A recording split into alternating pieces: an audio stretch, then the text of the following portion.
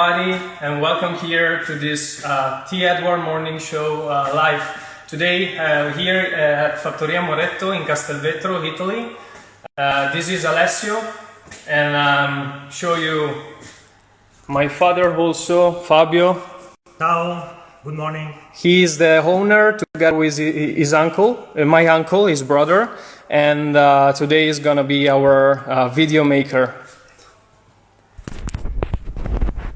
So, before we start to have a look at the winery, at the family, where we are, and all this stuff, I want to express a thought to all the people who have been affected by the coronavirus in this period.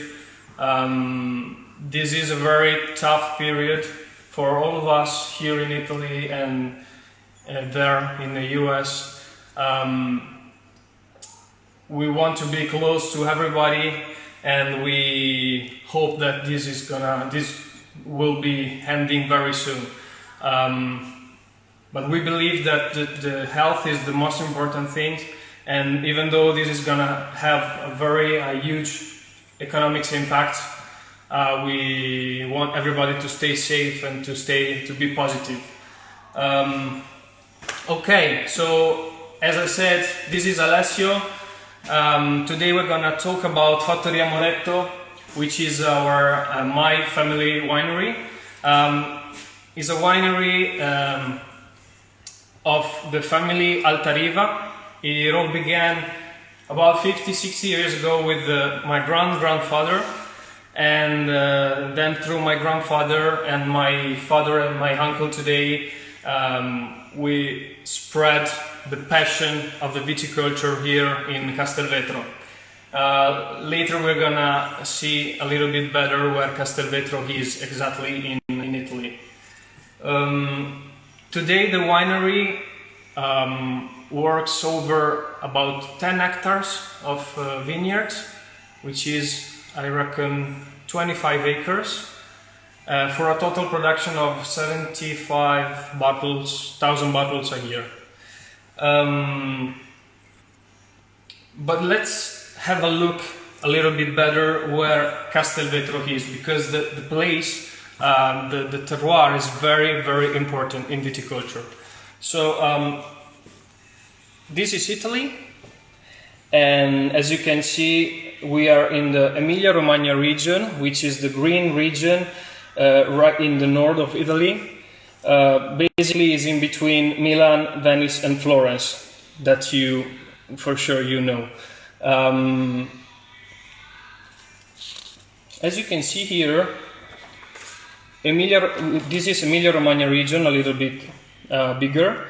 As you can see, is geographically divided in the north from the Po River, which is the main Italian river.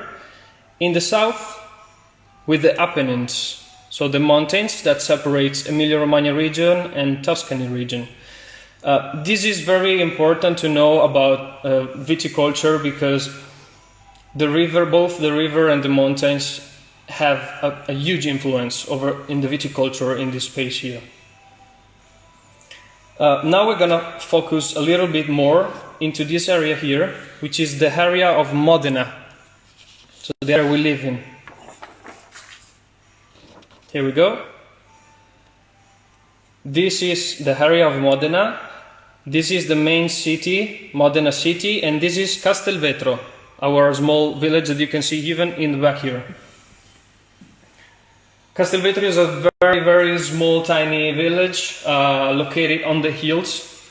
And what I want you to know about this geographic lesson, which doesn't pretend to be a lesson actually, is that you have to imagine a line in here cutting in half the region. So you have the north part, the center north part, which is composed by, is a plain basically, and the center south, which is hills, up to 2,000 meters above sea level here on the mountains. And this is very important for us because we produce one variety of Lambrusco which is farmed over the hills. Most of the time Lambrusco is a little bit tough, hard to understand, because it's one single word that represents many different things. First of all, the biggest difference is the cultivation. So plain cultivation is completely different from hill cultivation, and we represent one of the small producers over the hills. Second of all, Lambrusco is a name of a big family which includes many different grape varieties all over the region. So you have many different Lambrusco all over the center and the west part of the North Emilia-Romagna region.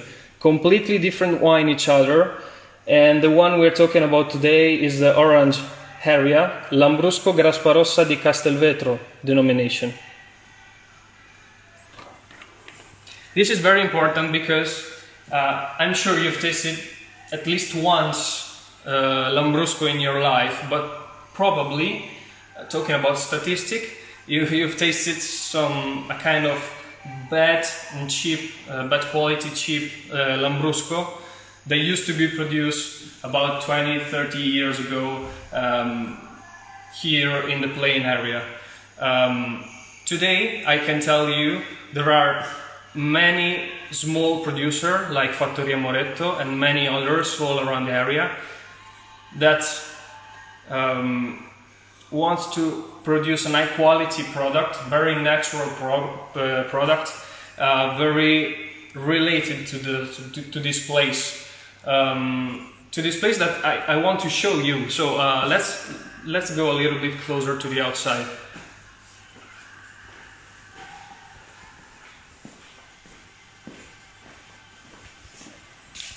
So today, unfortunately, we are talking from the inside because outside is a little bit windy, as most of the time here. I'm gonna show you just very quickly the outside, going a little bit closer to the vineyard, but then I'm gonna come back inside because the sound is not, it's gonna be covered, my voice. So this is the entrance, basically, agriculture. And we can check the point of the grape maturation here.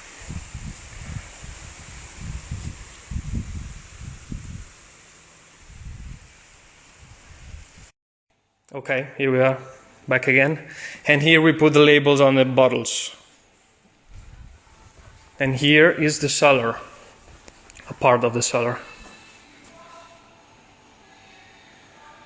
Stainless tanks where we make maceration here, and then we have also these ones that allows us to keep the pressure in, and so we make fermentation in there in order to keep the bubbles and to make sparkling wines.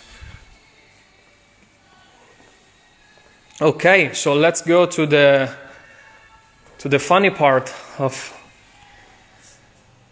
the visit today. So I prepared some aperitivo for you.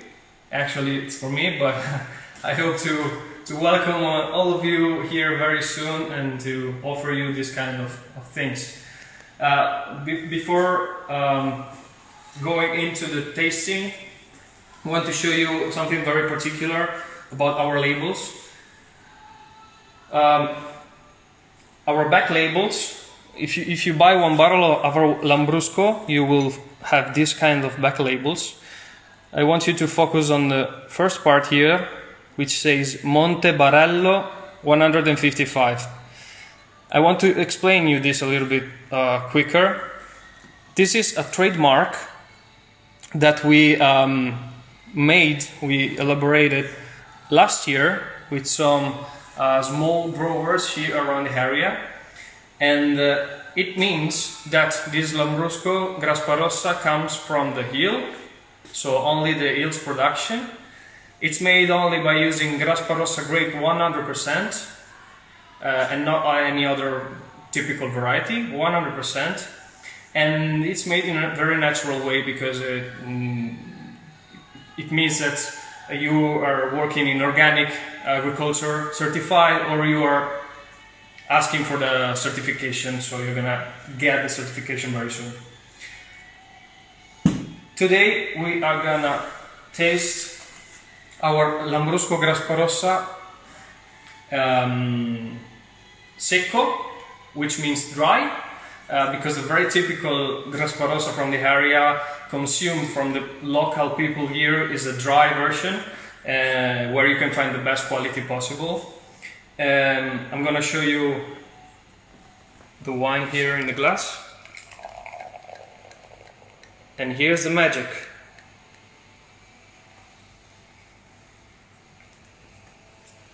So as you can see, the particularity of Lambrusco is that it's a red and sparkling wine together, and this is something unique, something that only here happens, only here we have.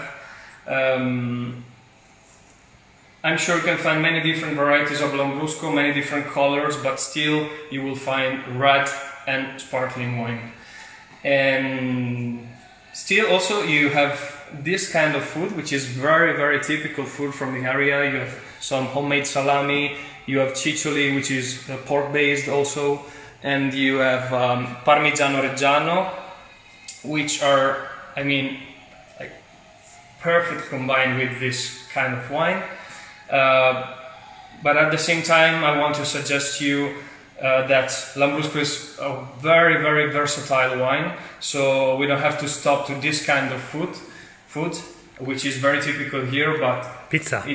It's very nice, yes, with pizza also, which is something that you can find anywhere, or basically something that is pork based, so which has a little bit of fat that has to be cleaned by the dryness, by the bubbles, and by the gentle tannins that this Lambrusco has.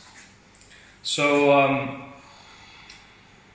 I want to say thank you to T. Edwards for the opportunity he gave us to be closer to you, even if we are in social distancing, and we hope, I hope, and we all hope to see you soon, very soon here, to visit our cellar, and also to come back to New York to visit you directly. So for today, that's all. Cheers. Salute. Ciao ciao, grazie.